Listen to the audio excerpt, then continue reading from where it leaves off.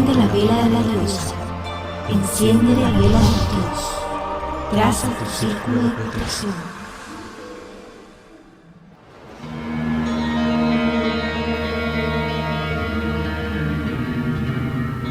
Los mitos de Escorpión.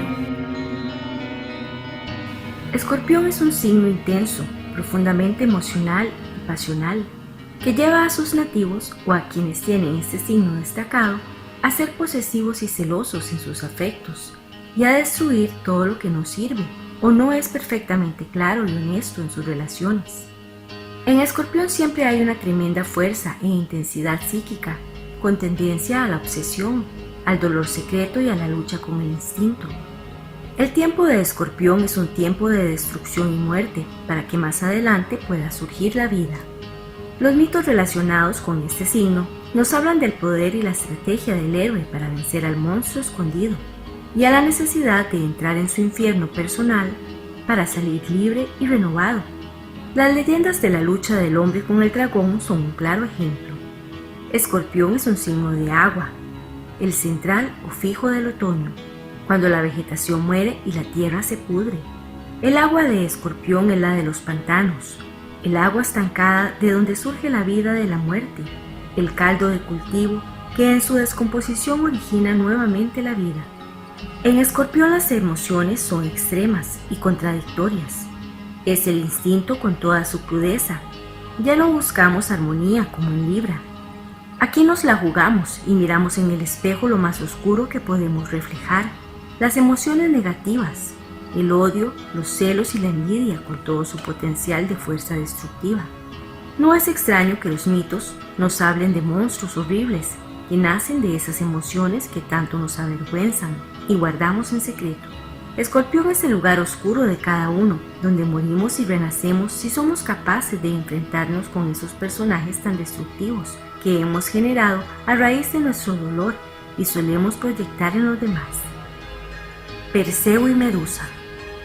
Uno de los mitos más relevantes es la lucha de Perseo contra Medusa, liberando a su madre Dánae del tirano Polidectes.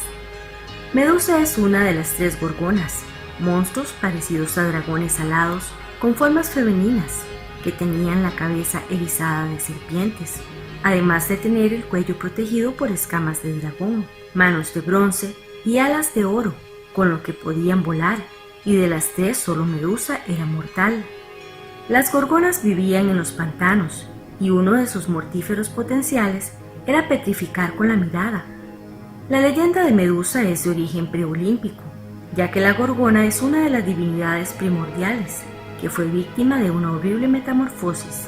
Se cuenta que Medusa era una preciosa doncella que rivalizaba con Atenea, especialmente por la hermosura de sus cabellos, y la diosa la castigó transformando sus cabellos en serpientes, y su cuerpo fue maldecido por el hecho de que Poseidón la había violado en un templo de Atenea, cosa que se consideraba un sacrilegio. Perseo, el héroe de este mito, figura entre los antepasados directos de Hércules, y es hijo de Zeus y Dánae, que era la única hija de Acricio, rey de Argos. Acricio, preocupado por no tener hijos varones que le pudieran suceder en el trono, fue a Delfos a consultar al oráculo, el cual, además de confirmar sus temores, le advirtió que su hija tendría un hijo varón que le causaría la muerte. Acricio, desesperado, encerró a su hija en una torre de bronce, cuyo techo estaba abierto al cielo, con lo que Zeus, enamorado de la bella Dánae, la sedujo en forma de lluvia de oro. Antiguamente se invocaba este relato para simbolizar que el dinero y el oro tienen el poder de abrir los corazones más cerrados. Dánae dio a luz a Perseo, y cuando Acricio se enteró de que Dánae había tenido un hijo, hizo construir un cofre de madera, parecido a un ataúd, y lanzó a Dánae y a Perseo dentro de él al mar. El cofre a la deriva llegó a la isla de Céfiros, donde un pescador los acogió. Dánae y Perseo vivieron tranquilos con la familia del pescador Dictys, que no era otro que el hermano del rey de la isla, el tirano Polidectes, que le había desposeído del trono. Cuando Perseo era ya adulto, Polidectes se enamoró de Dánae y quería deshacerse de Perseo, y en un banquete que ofreció a todos sus amigos invitó también a Perseo, el cual alardeó de su fuerza diciendo que si era preciso él traería la cabeza de la gorgona, con lo que el tirano instó al joven a que lo hiciera, creyendo que Perseo perecería en el intento, amenazándolo además de que si no lo hacía se apoderaría de su madre por la fuerza. Perseo evidentemente se dispuso a hacerlo, y los mismos dioses horrorizados decidieron ayudarle. Hermes se le apareció y además de indicarle el camino que le conducía a Medusa, le dio una espada invencible, y a Atenea le dio también un escudo de bronce bruñido, a través del cual podía ver reflejado al monstruo. Perseo se dirigió donde le indicó Hermes, y encontró a las grallas, que eran las únicas que sabían el camino secreto para encontrar a la gorgona. Las grallas eran 3 ancianas que veían a través de un solo ojo, y Perseo, ayudado por Hermes, pensó una estrategia para que las ancianas tuvieran que indicarle el camino. En un momento de descuido les quitó el ojo, y no se lo devolvió hasta que le dijeran el lugar donde se encontraban las gorgonas. Perseo, en su camino hacia Medusa, encontró a las ninfas, que le dieron unas sandalias aladas y un zurrón mágico, así como el casco de Hades, que tenía la propiedad de volver invisible al que lo llevaba. Perseo se dirigió al lugar indicado pasando por un montón de situaciones que pudo evitar con los poderes que tenía. Atravesó el río Océano, el sombrío país de los cimerios, y llegó al país de los hiperbóreos, una tierra en la que la gente vivía feliz en una perpetua orgía, hasta que finalmente llegó a la morada de las gorgonas. Las vio a través del escudo de Atenea y esperó a que estuvieran dormidas. Perseo le cortó la cabeza a Medusa con la espada de Hermes, y del cuello cortado surgieron un caballo alado, Pegaso, que voló al Olimpo, dándole a Zeus el rayo, y un gigante llamado Crisaor, que nació blandiendo una espada de oro. Los dos eran hijos de Poseidón y Medusa, aún no nacidos. Perseo entonces, con las sandalias aladas, se alejó de aquel horrible lugar, llevándose la cabeza de Medusa en el zurrón mágico. Las otras gorgonas oyeron el ruido y se despertaron, pero Perseo desapareció con el casco de Hades que le hacía invisible. Atenea utilizó más tarde la cabeza de Medusa en su escudo para petrificar a sus enemigos. Además, la sangre de la gorgona que Perseo recogió tenía propiedades mágicas. La que había brotado de la vena izquierda era un veneno mortal, y la de la derecha resucitaba a los muertos, y fue utilizada por Esculapio, el médico, con fines curativos. La cabeza de Medusa tenía además otras propiedades, como la de que al mostrar un solo rizo de sus cabellos hacía huir a cualquier ejército por poderoso que fuera. En su viaje de vuelta, Perseo pasó por Etiopía, donde tuvo también ocasión de salvar a Andrómeda, que estaba atada a una roca a punto de ser ofrecida en sacrificio a una monstruosa serpiente. La joven estaba pagando los errores de su madre Casiopea, y Perseo, al verla, se enamoró de ella y prometió a su padre Cefeo que la liberaría y se la daba como esposa. Perseo, con sus armas mágicas, pudo matar a la serpiente y petrificó con la cabeza de Medusa a los que querían evitarlo, y se llevó a Andrómeda, casándose con ella. Perseo llegó finalmente a su casa y le mostró la cabeza de Medusa a Polidectes, cosa que lo convirtió en piedra, restableciendo el orden perdido en la isla.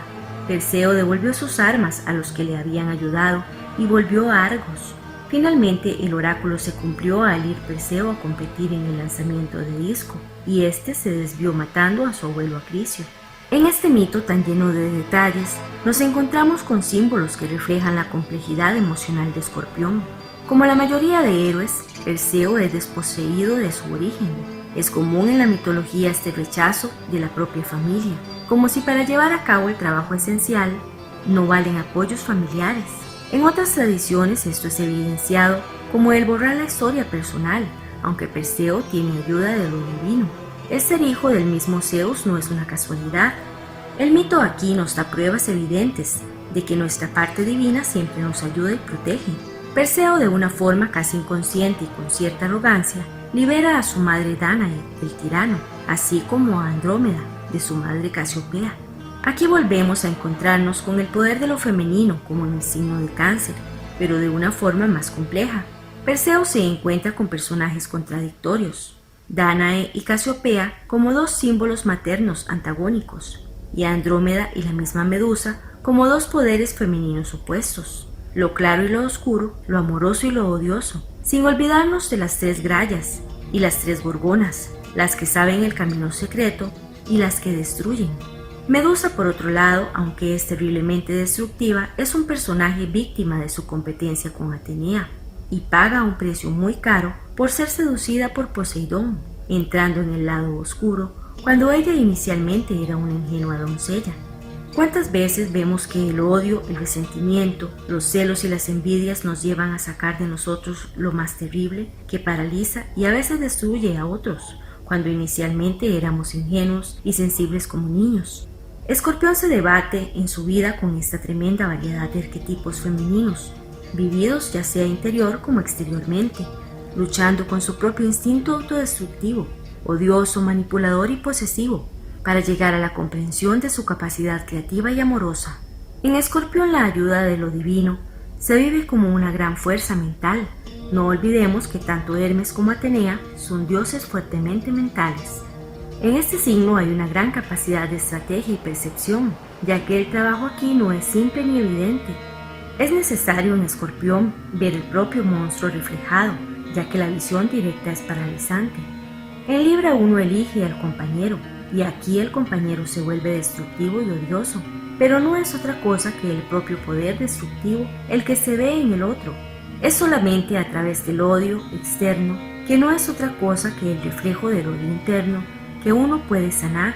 Esto se puede vivir de muchas formas, ya sea a través del compañero elegido o de cualquier otra experiencia, pero lo importante es entender que lo odiado, lo rechazado, es parte de uno mismo, de la fuerza del propio deseo, de la propia compulsividad, y que el monstruo es solamente el instrumento para tomar conciencia de ello. Escorpión vive este viaje como una continua búsqueda, en la que se encuentra con personajes diversos, como Perseo en su camino hacia lo oscuro, personajes que tienen secretos como las grallas, y otros afincados en perspectivas más hedonistas como los hiperbóreos.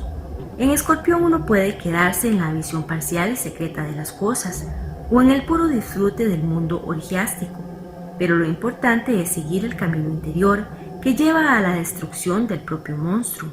En este signo todo es a vida o muerte, y es por ello que se vive intensamente tanto la atracción como el rechazo.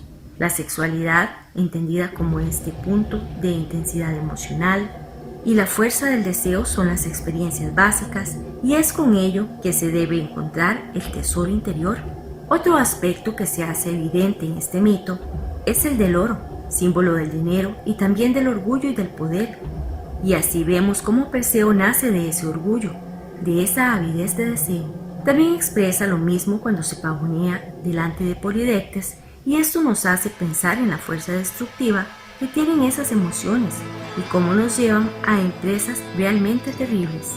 Polidectes es un personaje relevante también en este mito, ya que la tiranía se ve en el inicio de este relato, y solo es después cuando Perseo expresa su orgullo que sale a la luz y él puede verla. Escorpión suele no ser consciente del propio poder destructivo, y solo es a través de las intensas experiencias vividas que lo hace consciente. Hércules y la Hidra. Otro mito importante en Escorpión es el 8º trabajo de Hércules, en el que el héroe debe vencer a la Hidra, monstruo de 7 cabezas que vivía en el pantano de Lerna. Cada vez que se cercenaba una, otras 2 crecían en su lugar, y una de las cabezas era inmortal.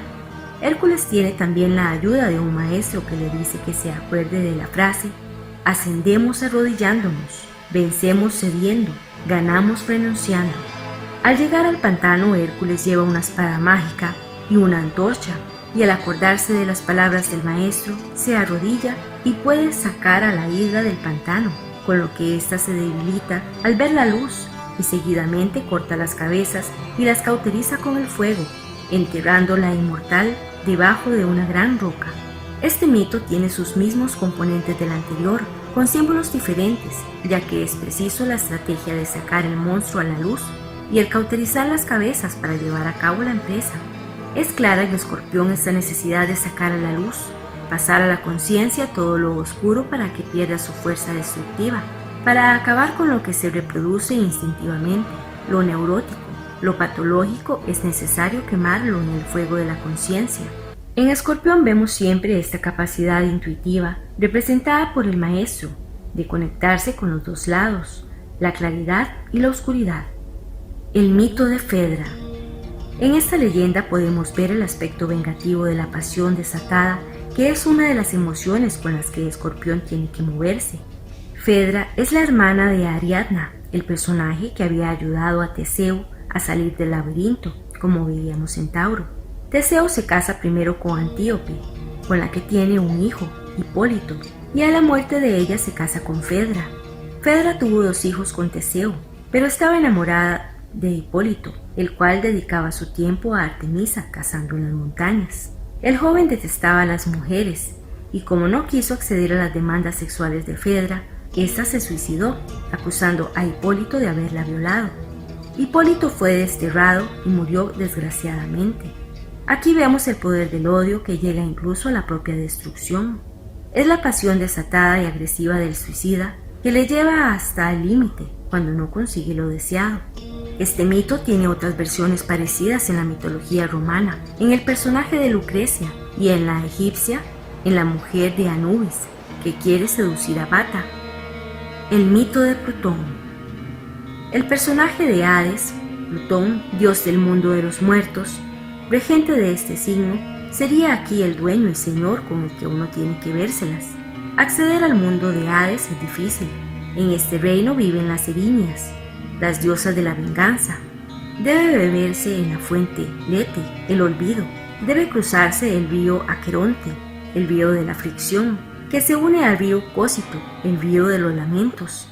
El barquero Caronte recibe las almas de los muertos que deben darle una moneda, el óbolo, para cruzar la laguna Estigia, y las lleva al Tártaro, lugar custodiado por el can Cerbero, un perro con 3 cabezas, donde los jueces pronuncian la sentencia. Otros personajes que habitaban el Tártaro son Hipnos, el sueño, y su hermano Tánatos, la muerte, subiendo a ver a los hombres en el momento preciso. Todas estas palabras suenan profundamente después de la descripción del trabajo escorpiónico, en el que uno debe encararse con la propia muerte, el propio monstruo, para encontrar la vida. Después del deceso al inframundo, Escorpión es tremendamente creativo, como el ave fénix que renace de sus cenizas, encontrando así su parte inmortal, y como el caballo alado Pegaso, que surge de la gorgona, y a la vez es la que le da el rayo a Zeus, es decir, el poder y la claridad. El escorpión es un animal destructivo y autodestructivo, pero solamente si es atacado. En este signo, la naturaleza es venenosa y mortal, si uno se siente amenazado, y el rencor y la crueldad son expresiones naturales ante el engaño y la falsedad, pero solo a través de ellas se puede llegar a la honestidad. Escorpión tiene pues el destino simbólico de enfrentarse con el propio monstruo, con la propia capacidad destructiva que surge cuando uno es dañado. De cada uno depende ser hábil y utilizar su estrategia o quedarse petrificado.